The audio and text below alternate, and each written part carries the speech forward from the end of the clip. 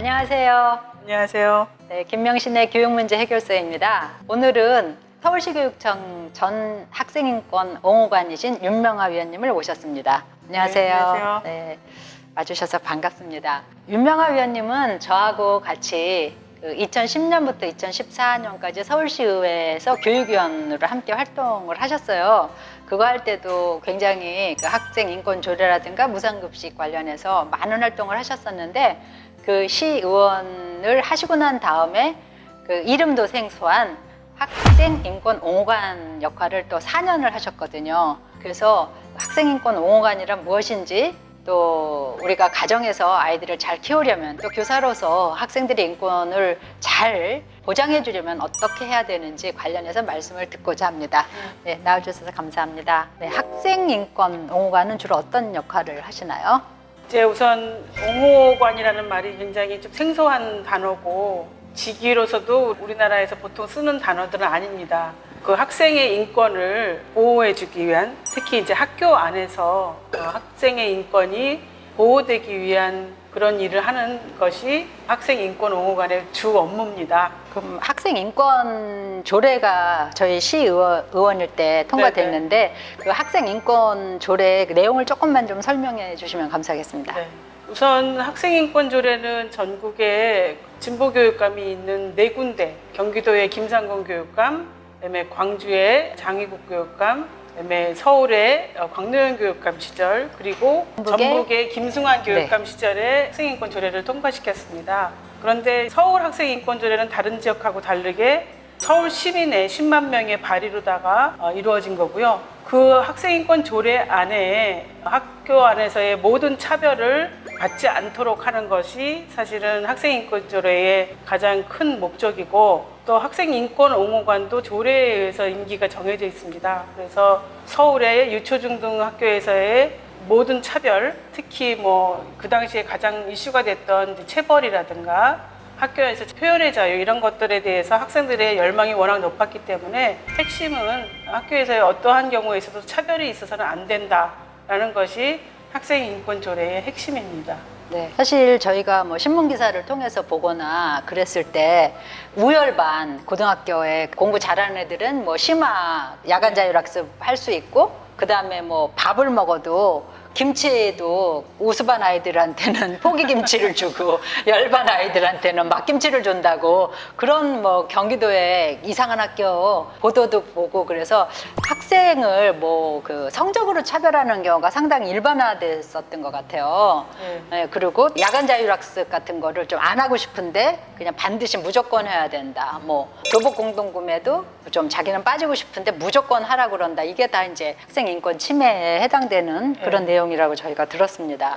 그리고 특히 종교라든가, 그렇죠. 네, 종교에 따른 차별, 성적 소수자에 의한 차별, 잘못하면은 학생이랑 교사랑 이렇게 좀 그 갈등 관계로 돼서 그 교권 조례하고 인권 조례가 좀 약간 그 갈등 관계였는데, 그 문제는 어떻게 봐야 되나요? 사실 학생인권 조례를 제정을 했을 때 교권은 그러면 어떻게 되는 것이냐, 학생인권을 보장하다 보면 교사의 권한은 무너지는 게 아니냐 하고 학교 현장에서 굉장히 우려가 컸었습니다. 그런데 우리가 이제 교권에 대해서 사실은 현장에 있는 교사분들도 약간 오해를 하거나, 아니면 학부모님이나 학생들 자체도 교권에 대해서 좀 잘못 이해하고 있는 것이 있는 게, 교권이 교사의 권한이 아니라 교사의 권리라는 것이거든요. 교권이라는 것은.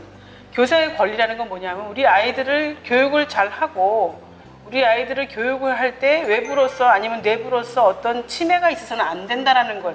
학생인권을 보호해주는 하나의 그 학교 안에서의 인물로서 교사의 권리, 그거를 굉장히 중요하게 생각하는 것인데, 우리는 교사의 권한, 권력을 교권이라고 생각을 하시는 경우가 왕왕 있어서 마치 학생인권을 얘기하면 교사의 권한에 도전하는 듯한 그렇게 프레임이, 사실은 언론상에도 그렇게 프레임이 많이 짜여져 있어서 자칫 학생인권과 교권은 마치 대립이 되는 것, 아니면 무슨 제로섬 게임 같이 학생인권이 보장되면 교사의 권한은 무너지는, 그렇게 오해들을 하고 계시는데, 사실 교권은 우리의 아이들을 내가 침해받지 않고 내외부에 우리 아이들의 권리를 지켜주는 것이 교권이라고 생각합니다. 그렇죠. 뭐 그 교사의 권리하고 학생의 권리가 사실은 그 서로 지켜지면서 민주적인 의사결정 구조를 만들어 가야 되는데 뭐 체벌을 못하게 하고 일단 이제 그렇게 뭐 두발 자유와 뭐 이런 얘기가 되니까 그러면 우리가 아이들을 통제와 억압을 해서 뭐 그 학교 분위기를 만들었다면 그걸 못하니까 우리는 어떻게 하냐 이제 이런 이야기들을 상당히 좀 많이 했던 것 같아요. 그럼 저기 옹호관님 혹시 상담 사례 중에서 좀 아쉬웠던 사례라든가 그런 거 있으면 좀 소개해 주세요. 그 제가 옹호관으로 있었던 2010년부터 2014년 사이에 사실 폭발적으로 학생들 민원이 많았었습니다. 학생인권교육센터에 그 학생 민원을 받을 수 있는 창구가 있어서 그 인권 침해 사례가 엄청 많이 접수가 됐었는데 모든 사항을 해결하고 나면 사실은 다 후회가 남는 사항들이 많았었어요. 네, 주로 어떤 일로 후회가 되세요? 그러니까 어떨 때는 학생 인권을 좀 더 학생 편에 서서 했었으면 근데 학교라는 공동체가 결국은 학생들도 나중에 막 문제를 삼았던 것들도 저희가 징계를 내리고 나면 학생들이 굉장히 충격을 받는 상황들이 있더라고요. 저는 선생님이 그렇게까지 징계를 받는 것을 목적으로 민원을 냈던 게 아니라 선생님이 사과만 하거나 아니면 우리 공동체에 그렇게 큰 해가 되거나 이러지 않은 방식에서 이 사항이 다뤄졌기를 바랬는데 그 사항이 이제 막 교사를 징계하거나 아니면 뭐 직위 해제하거나 아니면 그로 인한 교사 학교 공동체가 조금 소란해지거나 그런 거에 대한 아이들이 조금 놀라운 이런 것들이 그렇죠. 있어서 사실은 하고 나면은 이게 정말 아이들을 위해서 했던 건가 목적이 이런 것에 좀 후회가 되는 적도 있었습니다. 그렇겠네요. 아이들은 이제 이거 내 인권 침해다라고 신고를 했는데 문제가 풀려가는 과정에서 서로 소통을 안 하고 눈덩이처럼 굴러가다 보면은 뜻하지 않는 그런 결과가 나오는 경우도 있고요. 네. 그러면 진짜 학생 입장에서는 굉장히 당황스러울 것 같아요. 그 구성원으로서. 네.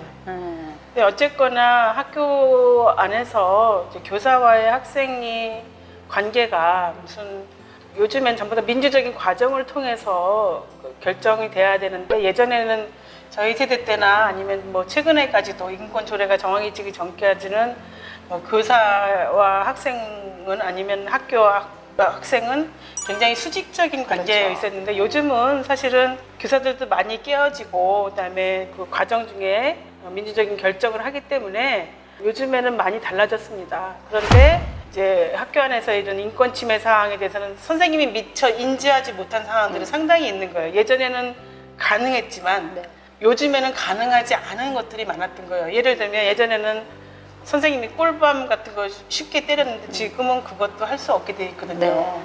그리고 아이들한테 뭐 위로하고 싶어, 격려하고 싶어 해가지고 그 말을 했다거나 아니면 행동으로 표시했다라는 것이 자칫 학생들한테 어떤 수치심을 주거나 이렇게 해서 인권 침해가 되는 상황들이 너무 왕왕 있었거든요. 그러니까 선생님들이 그러면 우리는 다 손을 놓고 애들하고 아주 거리를 두고서 공부를 가르쳐야 되느냐 이러는데 또 그것만은 아니거든요. 그렇죠. 왜냐하면 학교라는 거는 선생님과 소통을 하면서 만들어지는 것인데 서로 간에 그렇게 막 경계를 하고 이런 것이 공동체를 살리는 방식은 아니기 때문에 그 문제를 해결하면서 선생님들도 많이 달라지셨고 이제 결론은 그렇습니다. 인권 조례를 통해서 선생님들도 정말 많이 달라지셨고 학생들도 나의 권리를 많이 깨우치는 과정이 됐죠. 네.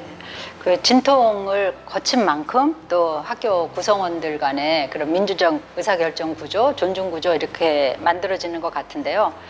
윤명아 전 인권 옹호관님이 하신 말씀을 바탕으로 각 집에서부터 학생 인권을 좀 생각해보는 그런 좀 시간이 되었으면 좋겠습니다. 네, 오늘 말씀 감사합니다. 네, 고맙습니다. 네, 이상으로 오늘 김명신의 교육문제 해결소 마치도록 하겠습니다. 감사합니다. 고맙습니다.